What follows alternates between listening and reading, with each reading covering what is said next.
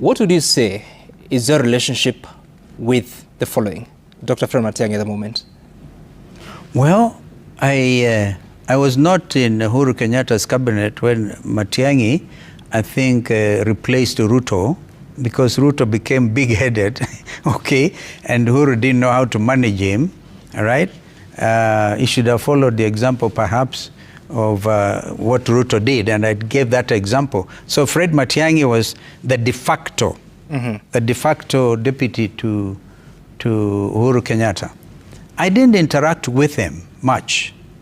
So I'm getting to understand Fred Matiang'i, right? So I have interacted with Rigiji, and I can tell you that I've actually admired him. Yep. I admire him seriously because he has opened up to me when we meet. He opens up. His wife, Pastor Dorcas, and himself, you talk to them and you see these are people hurting. This is why Wiper Patriotic Front members of Parliament, when they were faced with this issue of demonization of Rigiji, the impeachment. I remember it was a member for Kitui Central who came up with the slogan, Kufa driver, Kufa Makanga. They said, if you're going to get rid of Rigiji, you, William Ruto, also out, so that we can have an opportunity as a country to elect other leaders who can work together. Right. And of course, subsequently, you have since had William Ruto say members of Parliament are corrupt and he's going to get them arrested. I'm yet to hear one person, one MP, able, after William Ruto and that meeting at KCB, Karen, saying you're going to get arrested because you're all corrupt people and we're going to get you arrested. I mean, this is really amazing. Chest thumping, pride. So for us, then, of course, you asked me about Gachagua. Yes. And you have told me about Fred Matiang'i, about Rigathi Gachagua. Yeah. Martha Karua? Mother, we are twins. If you talk to Mother, you say, my twin brother. We have come a long way. Remember, I had to literally bite the bullet and support Mother and Raila Odinga's ticket. Sometimes under great humiliation, but I went out. I was even taken through an interview. And remember, in 2013, I personally believe we defeated Jubilee ticket of Uhuru Kenyatta and William Ruto. In 2013, we went to the Supreme Court, all right? And we were told we are late in bringing some of the documents. I looked at Raila. He believed that we were going to get a second round. We lost, but I told him, we have lost, but we must be bound by the decision of the Supreme. I'm coming to that, Sam, because it's important, I think, for Kenyans to know where we have come from with Mother Karua, okay? And of course, in 2017, again, we ran, and in my view, we defeated the ticket of Jubilee. But Chief Justice Maraga and his team were able to say, hey, this one, not right. In 2022, it was expected that I was going to run. The understanding was clear between me and Raila Odinga that whether we won or lost in 2017, Raila Odinga was going to support my candidature in 2022. Instead of supporting my candidature, he went out, of course, to consulted with Uhuru Kenyatta and others, and they settled on Martha Karua after an interview, a very embarrassing interview. But we took it in his stride. I think leaders have to demonstrate sometimes resilience and patience, that even those who end up calling you names will get ashamed because they get called out. Now, can anybody today say Kalonzo Musyoka is indecisive, for example? What would be the answer? Of course, they now know who I am. The real Kalonzo Musyoka has come out. And this is it. And they're scared. They don't know how to handle him. It's too late.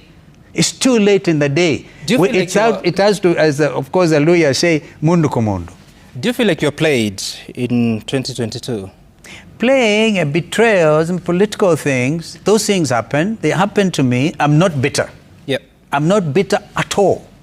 What if that were to happen in 2027 with your colleagues? If I get betrayed again, I will say I was betrayed. And I don't believe in betraying anybody. That is, for me, a basic thing. That is who I am.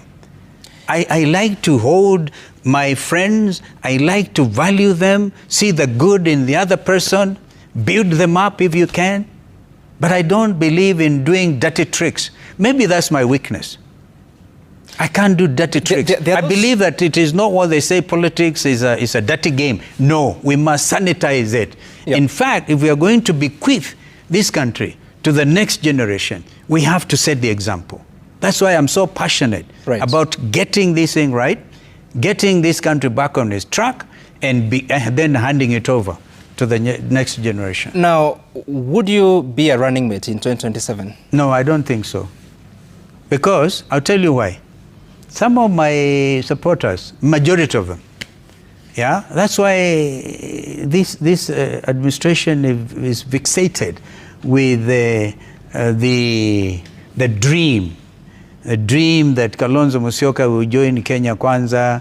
Today they say it. I think that the bloggers are on full scale mandate to make it happen. But I tell them, please stop wasting your time. I just want to tell you, it is too late for any games to be played against me. And I know it and I feel it in my entire personality. I have sacrificed, but I can't sacrifice enough for this country. Okay, Sam, we have the higher ideal of getting this nation back on its feet. And if that be the case, I pray to God my colleagues will see it. So it's either you're the candidate or not. Is that what you're saying? No. I think that I will have to try and convince my colleagues. Yeah. And it's my right to do so. I'll have to try as much I can. Yeah? Because as you heard me say, it's either now or never. Okay? Yeah. And I think before, if the whole thing is who amongst us would take the ticket and ensure that William Ruto is one term. That is the issue. All of us are committed to that. And as I said, anybody trying to jump out of that arrangement will be seen as a traitor. Okay? And so, for me, therefore, I would be very surprised if they were to come and say, you know, now, after all this experience, right? And, you know, it comes with a heavy cost on your personality, on your image, and your ideals. And so I believe this is a time, Sam. Okay, this is the time for you. Now, still, politics is about numbers. Yes. If you look at the political party that you lead, Wiper, your strength is largely from the Ukambani region. Say southern region. By the way, I must remind you, that base is very big now. I'm talking about base, there's the mountain region, and there's is it southern part of the mountain? Oh yes, I mean that's a port base. Okay, maybe it has grown, but I'm talking about the numbers in parliament, because as we speak, in parliament, okay. As you speak, you have 26 members of parliament, including and 3 governors. Yes, and so many senators. Let me just finish. And over 100 plus MCAs. But when you look at those members of the National Assembly, majority of them, again, coming from the region of Ukambani, only 1 from Garissa, 1 from Nairobi, 5 Machakos, Kitui 7, 6 Makueni, 2 from Kisii, Taita Taveta 3. So you're looking at how many counties? 1, 2, 3, 4, 5, 6, 7. Some, when I was not even on the ballot. Please, take that into account. Yeah. That we are able to deliver those numbers when I was not even deputizing Raila Odinga. What does that tell you? Yeah. There's a TIFA research that has come out that today. Base, I don't know about that. Yes, it came out today. That most political parties have lost the loyalty. When you're talking about UDA, or is it ODM, Wiper has maintained, but it's still at 4%. No, I disagree completely. Again, we're going to demystify some of these opinion polls. Some may be sponsored by Ruto himself. You remember he used to talk about, who was that opinion, that pollster that time, the Mzungu, right? We called them out. So watch that space after the Delegates Congress. So one thing which is clear, even the numbers saying that UDA has moved from 32 to 16, that is misleading. That party has lost out. You wait and see the hemorrhage The number of people wanting to join Wiper Patriotic Front now, even as we speak, is amazing. People are coming. Yep. And others going to DCP, right? And others going to DAP. Yep. Of course, we are looking at these by-elections very seriously, and we want to be able, of course, they are not an end in themselves, but we will fight. Okay. Now, again, I mentioned to you that in 2021, 2022, you were busy building One Kenya Alliance. At the time, it was OKA. Then your brothers, Musalia Mudavadi and Moses Wetangula, left you. Right now, we've seen you're fielding candidates in different by-elections. There are reports that the DCP candidate in Banisa has left the race. I think it is this thing about negotiated democracy up north. You remember somebody like Abdikadir, who was one of the, he's a senior colleague, he's a senior counsel. Yeah. And he was a man behind the making of Constitution 2010. But he had to be negotiated out. I think that we'll have to ask Wazee up north, wakubali pia democracy. I suspect that's what happened to the DCP candidate in Banisa. Yeah. But that does not deter us. Yeah. We know the ground is with us. If such a thing were to happen in 2027, or even before, as you progress towards that election, and some of the members within the United Nations are swallowed, or they walk the journey of Kenya Kwanza or ODM or whatever that is, then what happens to ambition Kalonzo Musyoka? Well, let me tell you, this ambition is at the moment a real situation. It is a movement. It is, again, riding strongly on the wave that agencies have created in this country and in the region and the world. So, without belaboring the point, 25th of June last year remains a very historic day. Yep. And what happened then can never be reversed. And that is when, of course, my own members of parliament are there. I cannot say they were impeached, all right? But that is when credibility of National Assembly was heavily undermined, people fleeing through the tunnels.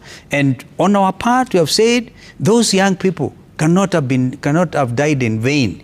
Now, let me tell you, in 2023, we have, for example, Evans Kiratu, Eric Shione, in 2023, those names. And I can tell you about Bridget Njoki. I attended the funeral of that little girl who was watching television in Kiambu, and then a stray bullet just took her out.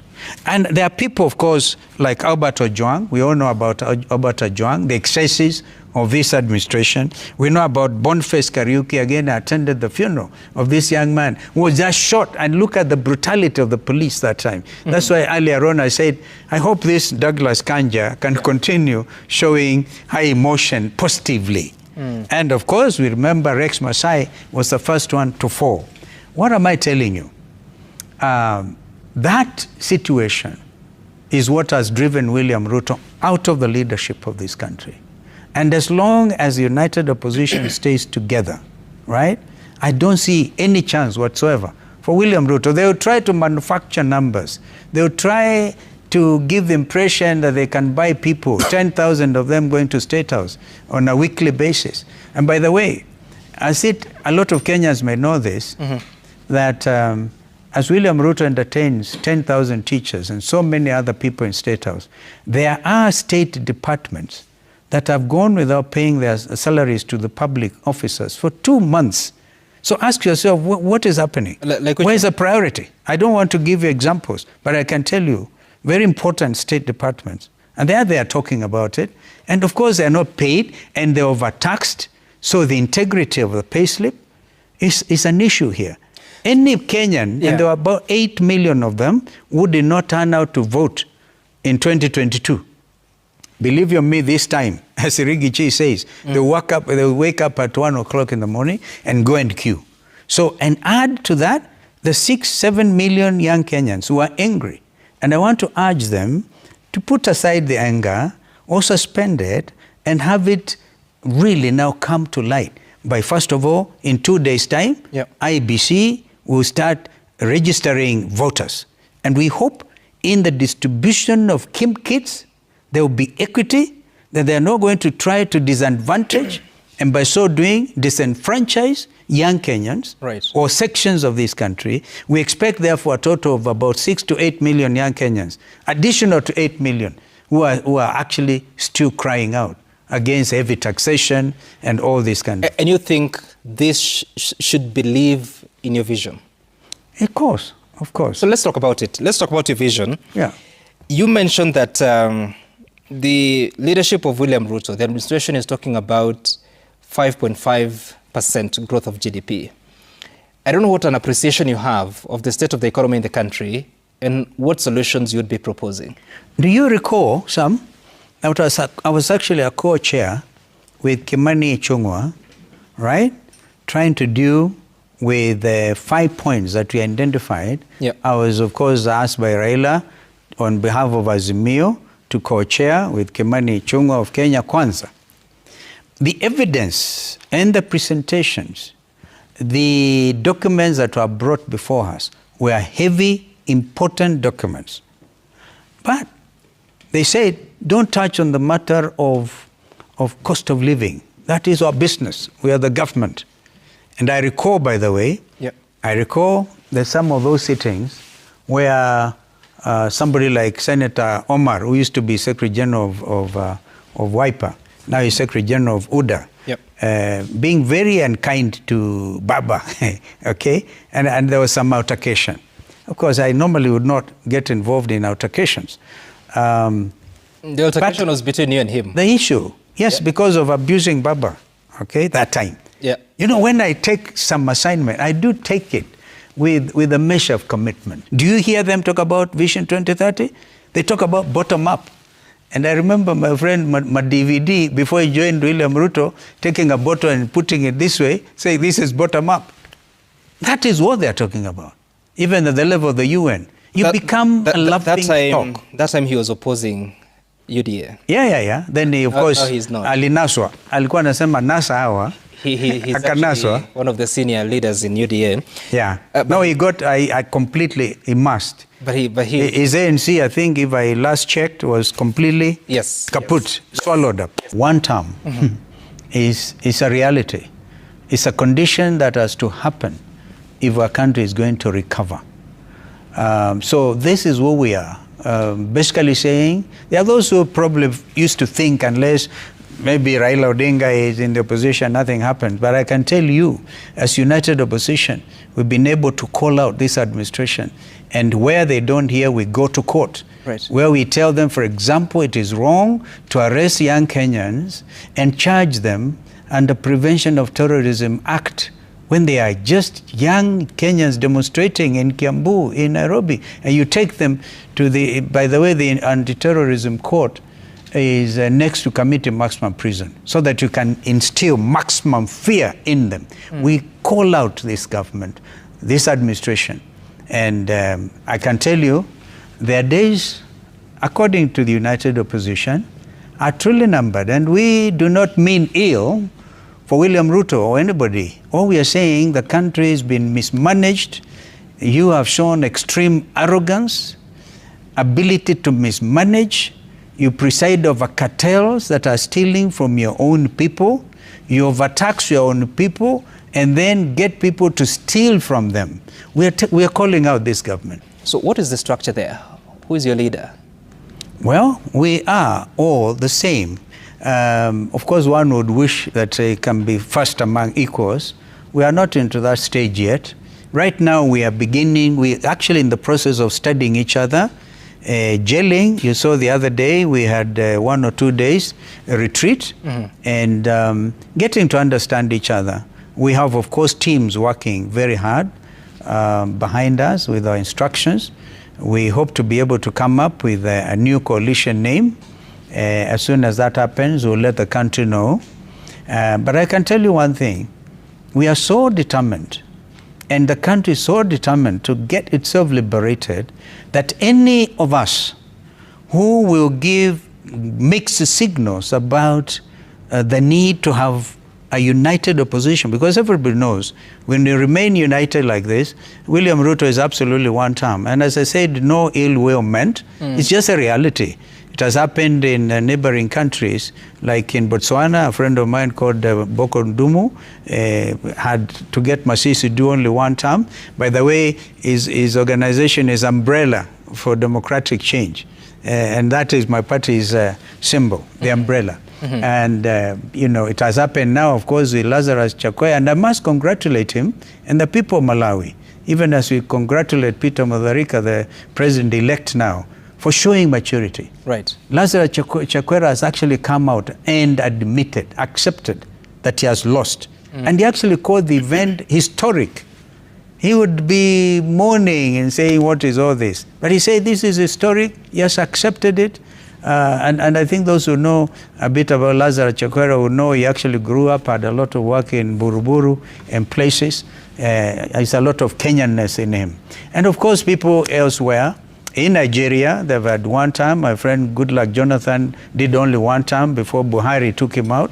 And even before Nana was eventually, his vice president lost recently to Mahama. Mahama had himself had been defeated by Nana. So these things are there. But the important things like what happened in Botswana, the low productivity, that country's economy depends on the minerals, particularly the diamonds, refined diamonds. When the prices went low and the economy became difficult, partly because of also the local political situation, very much like what was happening between William Ruto and Uhuru Kenyatta. When William Ruto didn't want to see he didn't want to see Uhuru Kenyatta after he said, and you remember what he said? He would never want to see a deputy mistreated like he was mistreated under Uhuru Kenyatta. Now, what happened to him with Gachagua? Yep. So they say history repeats itself. But I was going to tell you something. The whole thing is economy stupid.